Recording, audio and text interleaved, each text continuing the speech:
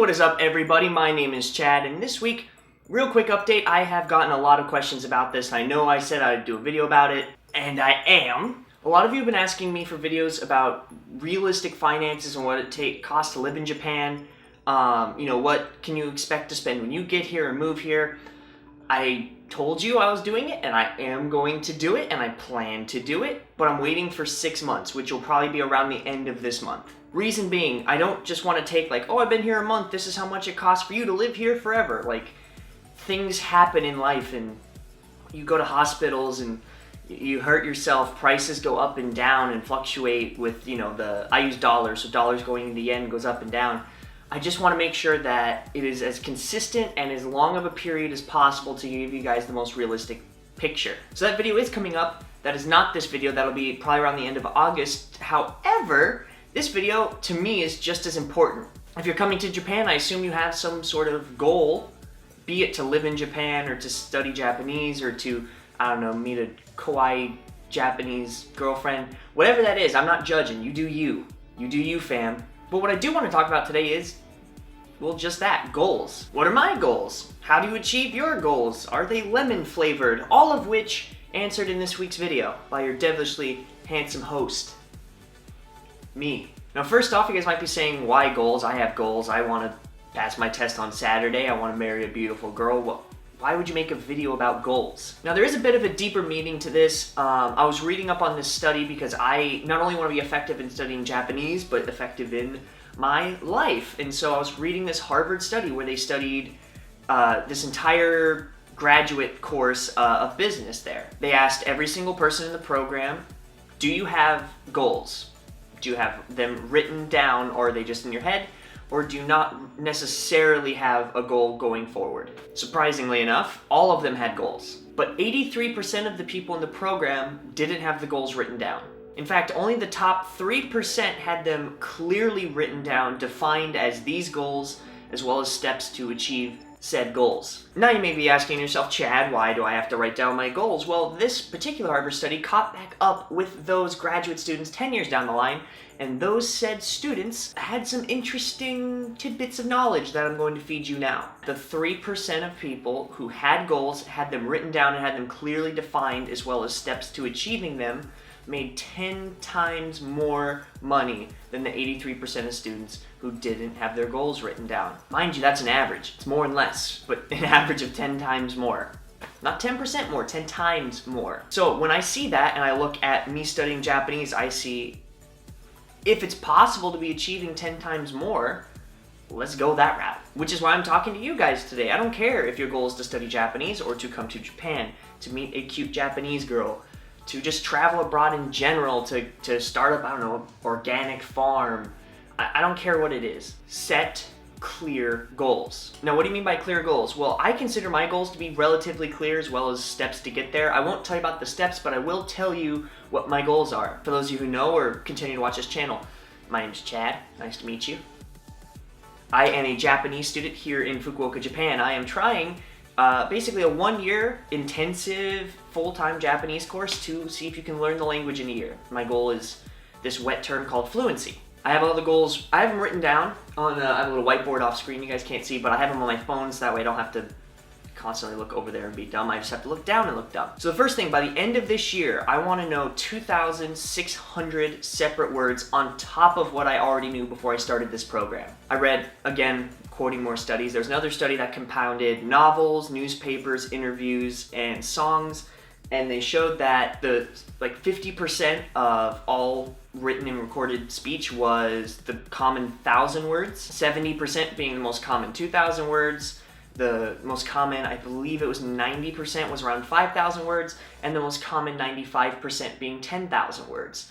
I knew about 1,500 words before I came here, so I want to add an additional 2,600 words to that list to put me hopefully kind of around the 75 to 80% recognition list. On top of those words, I want to know 2,000 kanji's meanings. Now, I am doing Heiseig's method, so I believe right now they have 2,200 kanjis in the Japanese lexicon. Mind you, That's kind of misleading because every Japanese person I know says they only know about 1,000 kanji that they can recognize, read, and write. A lot of kanjis are either, old-timey or have such obscure words that they don't know it offhand. So realistically, what you should know is about 1,000. I just want to know 2,000 meanings to go over and above. I hit a tree. I also want to learn 1,000 kanjis, like readings and how to write them. That being about the average of a Japanese person. Those take a lot longer because you need to know obviously what the meaning of that specific kanji is in order to link how to write it and how to read it. All three kind of come together, and that's gonna be a lot harder than just meaning alone. Next up, by the time I'm done, I want to be able to read a Japanese newspaper and understand it without using a dictionary. I don't have to know everything in that newspaper, but if I can take a piece of a newspaper, finish the entire thing without needing a dictionary, that's my goal. I consider that a reading level fluency in the language. That's my goal. This seems pretty simple because it is really simple and you don't need high level to do it, but this is my goal, and until I reach it, it'll stay my goal. I want to be able to watch either Japanese TV or anime without any need of subtitles. The trick here is I have to be able to watch it consistently. It can't just be one episode. It has to be the entire series, or I guess movie if I want to do a movie in this instance, without needing to be like, wait, what's going on here? Again, I don't have to understand every word. A lot of movies I watch, I don't understand every single word, but I want to be able to understand a movie in only that language. That's kind of a listening and comprehension goal I have. Nextly, I want to have the knowledge base of the JLPT N2. To say I want an N2 is a high goal because you have to have not only Japanese skills, but like really good test taking skills, which I don't have, in order to pass it. So you can be fluent in Japanese. There's a lot of people that I go to the conversation lounge and I show them questions from the JLPTN2, and the Japanese people argue amongst themselves which one is more right. So it's really nitpicking at an N2 level, let alone the N1.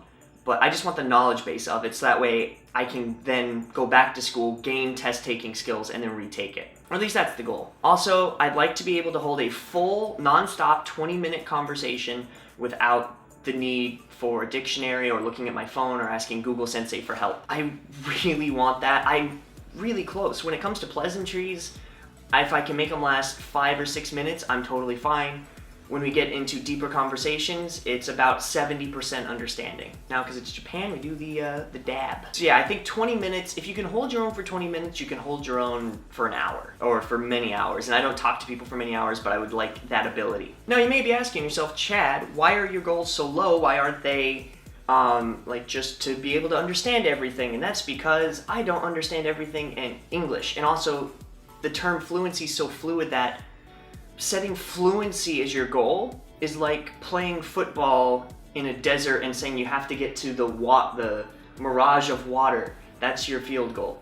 It just keeps moving and changing and going away from you, and you really will never ever touch it, realistically. You need really clear and defined goals, and you need, to a lesser extent, realistic ones. And I don't mean realistic as in low, I mean realistic as you're able to write down what it means. Fluency means something different to everyone, so if I write fluency, depending on who I talk to, my goal can be right where I'm at now, able to talk to people and read and write, or it can be 10 years down the line in a doctorate program in Japanese. So you need clear, defined goals. It doesn't have to be the far off one. Also, another reason you need clear and defined goals, people tend to overestimate what they can do in a year, which me being over here trying to be fluent in a year, but underestimate what they can do in 5 to 10 years. Because of this fact, you guys should be setting, 5 to 10 year goal as well as a 1 year goal, which I happen to have both. I won't go into my later plans, that's too long of a video.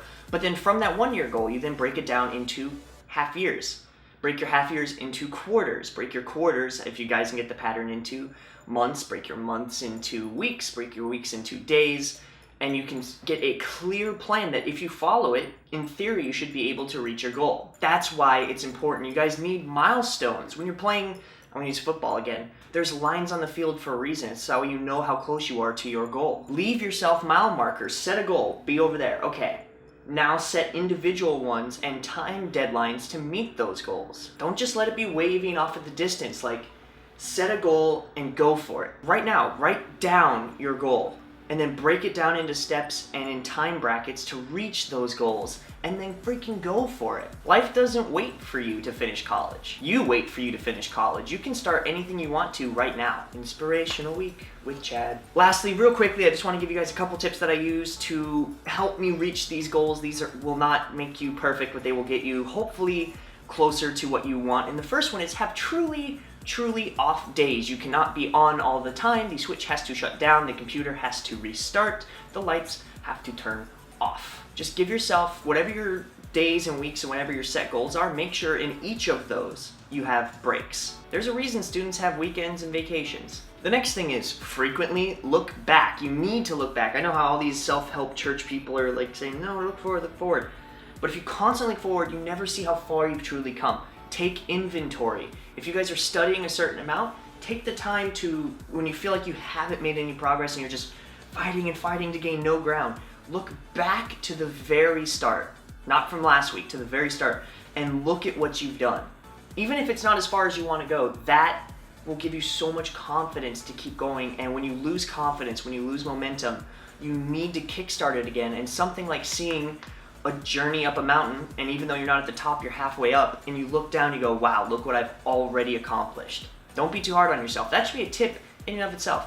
Don't be too hard on yourself, but that'll be for a different video. Nextly, let your motivation change. The reason you start heading towards that goal is not the reason you'll probably finish crossing that finish line. I'll be honest, my original reason to learn Japanese was I wanted to be the preachiest preacher of the Bible in Japan, and I was gonna preach it and people were gonna get saved left and right, and then my theology changed a bit, but also I just fell in love with this language and loved the culture and loved the history, and I started wanting to read these epics in Japanese and read their spiritual books in Japanese to try and understand and get behind their mindset. And I like to interview Japanese people in their language to try and learn about their culture. I just have such a great appreciation and love for the language and the people. And that's what's been keeping me going right now. It's not the reason I started, but it's what's keeping me going now, is that I want to be able to read the Kojiki in only Japanese and all these classic Japanese fairy tales in only Japanese. There's also, this world's kind of a hermit in that so many books, when you go to these libraries, they're full.